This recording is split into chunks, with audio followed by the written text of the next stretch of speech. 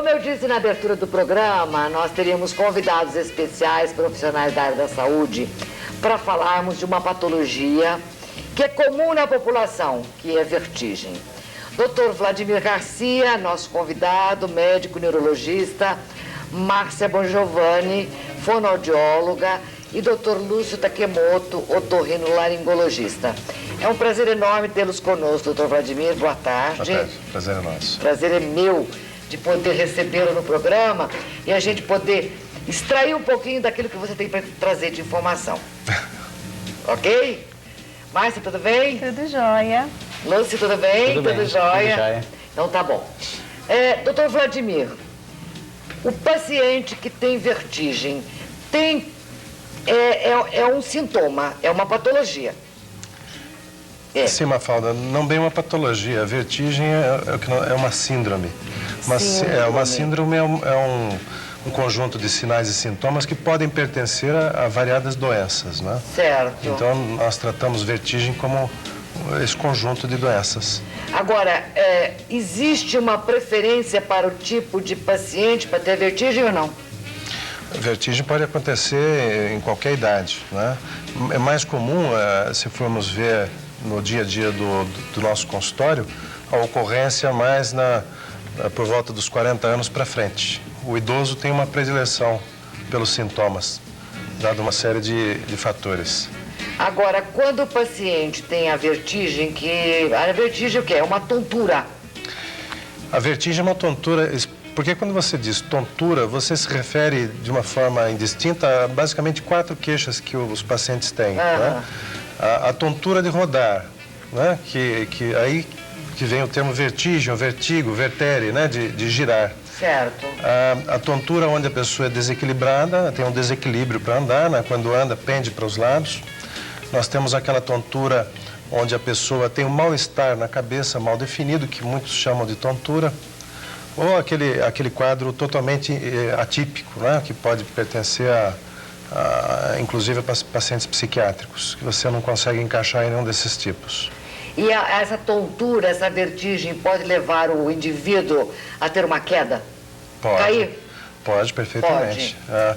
A pessoa que está tendo nesse momento uma crise vertiginosa, eu acredito, nunca tive, mas eu acredito que seja uma das piores experiências que alguém possa passar, porque a pessoa se sente totalmente insegura. É impossível se orientar no espaço, a pessoa tem que ficar deitada e qualquer movimento que se faça, a sintomatologia geralmente piora. Agora, o paciente chega na sua clínica e você detecta que é uma vertigem.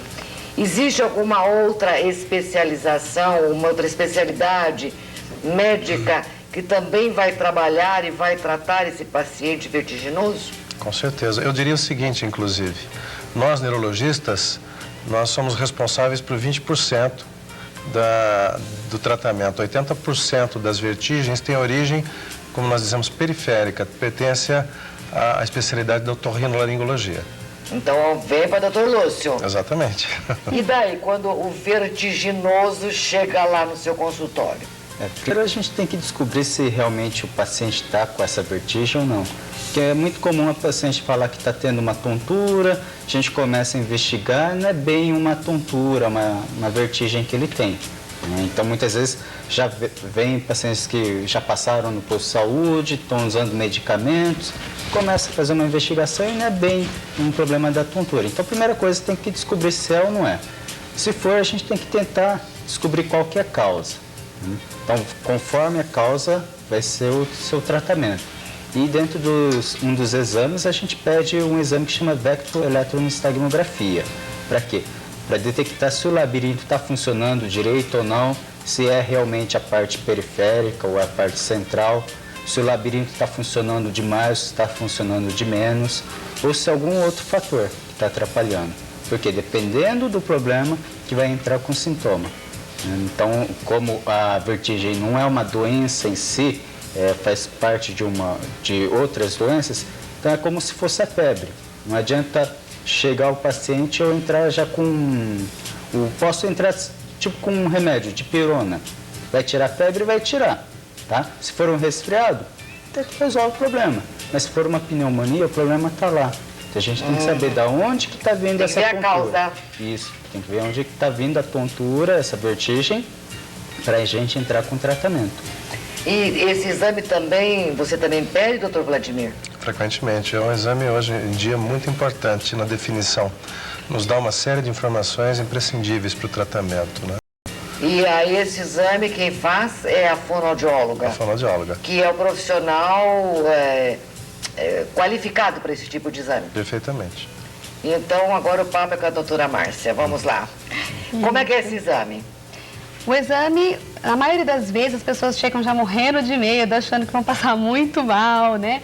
Ele é um pouquinho desconfortável, mas não é a maravilha do mundo, mas também não é o pior deles, né?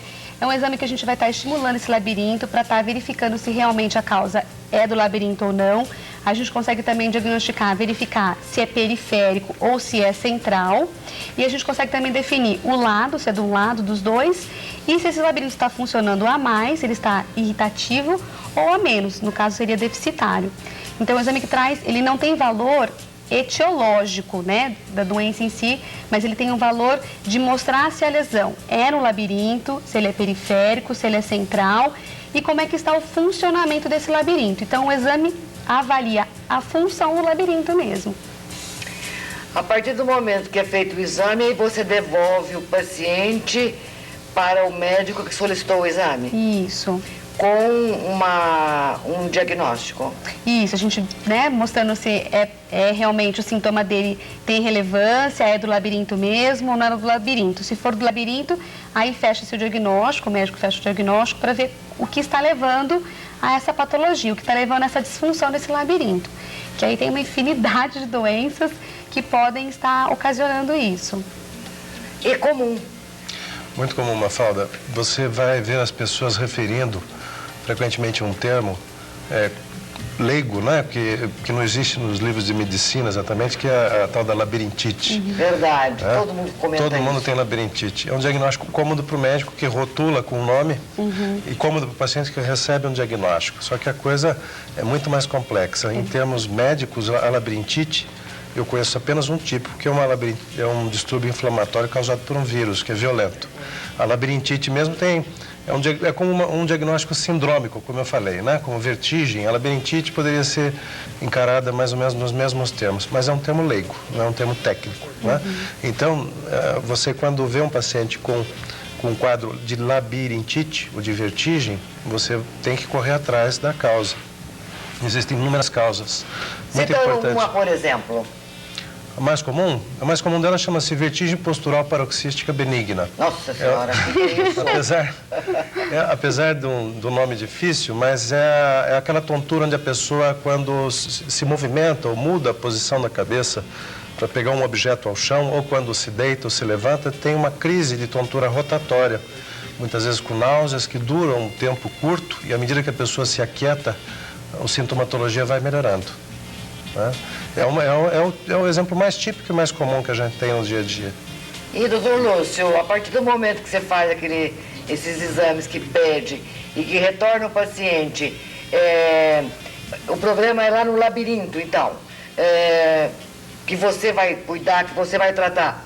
Pode ser dos dois lados, pode ser de um lado só, como é que é? Pode ser de um lado só, pode ser dos dois lados. Pode ser esse problema que é VPPB, né, que o Dr. Vladimir acabou de falar, que é a causa mais comum. Então, dependendo do caso, tem o seu tratamento. Por exemplo, esse VPPB. Tratamento não é com medicamento. Tratamento é uma manobra para colocar os cristais que tem dentro do ouvido, que eles ficam deslocados, de volta no lugar. Então, por isso que também fica aquela coisa, né? Labirintite não tem cura, eu vou ter isso pro resto da vida. Não é bem por aí. A gente tem que saber qual que é a causa. Por exemplo, esse problema, ficar usando medicamento nunca vai resolver. Porque vai continuar com a tontura. Com a tontura, se não fizer a manobra. É um problema que nem precisa de medicamento. Né? Já tem outros problemas que tem que entrar com remédio. Né? Tem outros problemas que nem é bem do labirinto, é a parte central. Então a gente tem que encaminhar para o neurologista. Então, primeiro a gente tem que saber de onde que é o problema para entrar com tratamento. E aí, quem é que vai fazer essa manobra? É o médico? Médico ou fonoaudióloga. que também está preparada para fazer esse tipo de... Isso, tem que ser uma fonoaudióloga que tenha o treinamento para isso. Porque também não é essa manobra assim, a gente tem que saber da onde que é o problema, se é do lado direito, se é do lado esquerdo. O labirinto é formado por 3 canais, então a gente tem que saber também de qual canal que está o problema. Né? Então não é tá com o problema, vou fazer uma manobra. A gente tem que saber, é do lado direito, é do lado esquerdo, é anterior, posterior, lateral. Então o exame ele também ajuda nessa parte. Porque também da precisão. Na precisão. Isso. Então se for problema do lado esquerdo, fico fazendo a manobra como se fosse do lado direito, também não resolve nada. Isso é muito pessoal, é individual ou tem algum cunho já hereditário? Não, essas patologias elas são adquiridas, Mafalda. Existem algumas patologias de cunho hereditário muito raras, né? Mas elas são patologias que podem acontecer com qualquer um de nós. Existe uma predileção por certos fatores, pessoas hipertensas, pessoas que tomam certos remédios como diuréticos, pessoas que têm déficit auditivo, eles são mais predispostos a essa patologia, por exemplo. Então veja que existe uma necessidade muito grande do entrelaçamento entre os profissionais. Né? Eu sozinho não consigo lidar com isso. Por sorte, da minha área, uma porcentagem pequena de patologias são neurológicas, geralmente são patologias graves, né? Se devem a tumores, isquemias cerebrais, né? Graças a Deus é uma porcentagem pequena. Márcia, me fala uma coisa, e quando vai fazer a manobra, tem que tomar algum medicamento antes, tem que fazer alguma dieta? O que tem que o paciente fazer? Para a manobra, não. A gente vai, como o doutor Lúcio falou, né, verificar qual é o lado, qual é exatamente o canal em que esses cristais estão depositados, para a gente escolher a manobra mais adequada para aquele caso. E na grande maioria das vezes, com apenas uma manobra, a gente dá conta do recado. Em casos onde há recidivas, assim, a gente tem que fazer 2 até 3 manobras, mas na grande maioria, com uma manobra já é suficiente. O preparo que a gente solicita é antes do exame, para fazer o exame, porque existem algumas substâncias que são nocivas ao labirinto, como, por exemplo, o açúcar e a cafeína.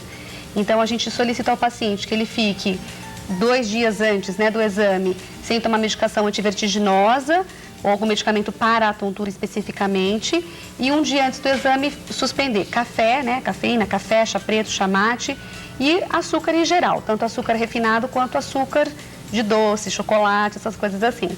Então, essas substâncias, quando diagnosticada uma patologia labiríntica mesmo, a gente modifica a dieta do paciente. E pela nossa experiência, assim, 80% dos pacientes melhoram apenas com a dieta adequada, mais o tratamento medicamentoso, o tratamento médico. No caso da VPPB, a manobra e a dieta já são suficientes. E você já teve casos assim que os médicos te encaminharam e que o paciente teve um resultado imediato?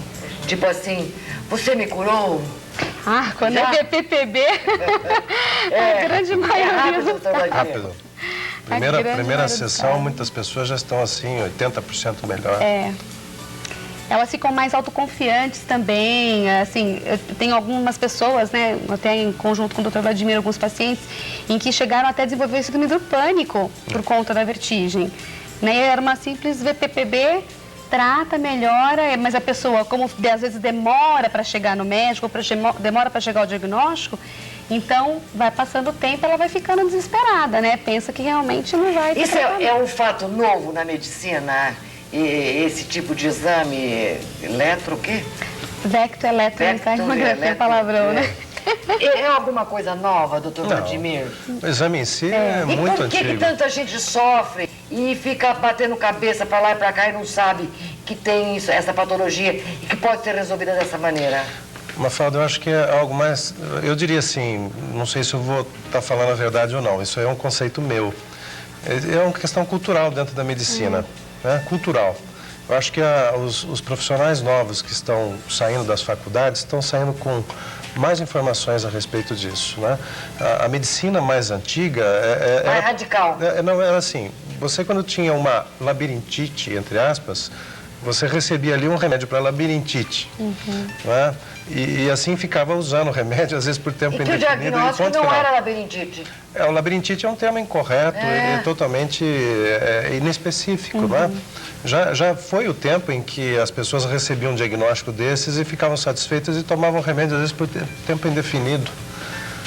Hoje nós temos condições de, não porque o exame é novo, né? Lógico, o exame ganhou a tecnologia refinou um pouco mais o exame, mas os profissionais estão mais atentos a isso, eu creio. E o próprio paciente, agora quem vai falar sou eu, né? Eu acho que ele deve, a partir do momento que ele vai ao seu médico, que ele tem uma certa patologia, um certo sintoma, seja lá o que for, ele deve exigir do médico, né? Porque eu percebo que muitas pessoas falam assim, olha, eu fiquei tratando disso tanto tempo e tal, e nunca podia imaginar que eu tinha tal coisa, que o meu médico nunca pediu tal exame. Não é verdade, doutor Lúcio? É verdade. Né? Tem que investigar bem onde está o problema, por que não está melhorando, né? Saber se realmente aquilo é a causa que está levando à tontura. Então, o exame realmente ajuda bem, né? Mas também não é assim, fez o exame, vai dar o diagnóstico. O médico tem que saber o que ele vai esperar do exame. Né? Sozinho, só o exame, em alguns casos, só por exemplo, a PPB, ele pode até dar o diagnóstico. Mas a maioria você tem que estar, não, eu estou suspeitando que seja tal coisa. Vou pedir o exame e espero que seja isso. Né? Daí, né, tirando a história, o exame físico, junto com o exame, dá para fazer um bom diagnóstico e, consequentemente, um bom tratamento. O mais importante, Mafalda, se me permite, é exatamente o médico tem que conversar com o médico, né? O médico tem que ver o paciente, tem que esmiuçar os sintomas, anamnese. Depois o exame, como diz, o exame é complementar, né? Você complementa um raciocínio. Mas isso é de extrema importância, sem dúvida nenhuma. Senão, pisa na bola. Nos dá a segurança diagnóstica, Parâmetros, né? Mas quando você vai para o exame desse, você mais ou menos já tem que imaginar o que você vai encontrar ou o que você espera encontrar, não é? Isso. Não é nenhuma surpresa. De vez em quando a gente pega algumas surpresas, mas a maioria das vezes é. Mas também é importante porque muitas vezes o paciente vem com um sintoma bem específico. Por exemplo, de uma Meniere, que é um outro problema da tontura. Pede o exame e vem com dois tipos de problema. Pode vir com esse problema da PPP e o Meniere também. Então, muitas vezes não é só uma doença que está levando ao sintoma. Pode ter dois problemas. Então, muitas vezes é importante nisso, né? Para te ajudar no diagnóstico, ou você está entrando com o medicamento, muitas vezes entrou com o medicamento correto, mas não está melhorando. Por quê? Porque não é só aquilo que está atrapalhando. Foi muito bom tê-los conosco neste feriado de Corpus Christi, trazer esta informação muito importante para o nosso público. Doutor Vladimir, obrigada por ter vindo. Eu que agradeço. E quero que você continue mais vezes com a gente. Com todo prazer. Márcia, obrigada. Eu que agradeço. Doutor Lúcio. Obrigado. Obrigada. Vocês conhecem o Copacol, o frango Copacol? Conhece? Sabe quanto é bom, né? Delícia. Uma delícia. Então, como você falou que é uma delícia e já conhece, vai levar para casa. Para comer lá em casa, porque aqui hoje nós não temos a nossa cozinha.